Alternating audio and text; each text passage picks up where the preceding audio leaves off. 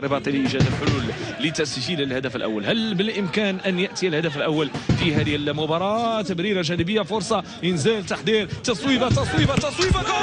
والهدف الأول في مباراة اليوم، والهدف الأول في مباراة اليوم.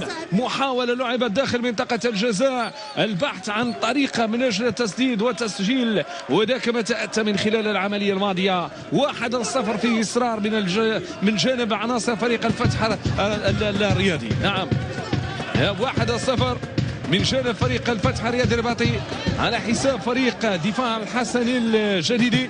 ونشاهدون الإنزال، التحضير، الرأسية، الاختراق، الدخول داخل منطقة الجزاء، ثم التصويبة باليسارية. هدف أول يأتي في هذه اللحظات، مسجل حمزة النوري. شوف الطريقة في صياغة هذه العملية الهجومية. أكيد أن غرفة الفار في تمحيص لهذا الهدف وفي هذه العملية الهجومية بالتأكيد القرار من عدمه. 25 سنة لهذا اللاعب، لاعب دفاع الحسن الجديدي، قبل أن يشد الرحال لفريق المغرب التقواني ثم بعدها إلى فريق الفتح الرباطي.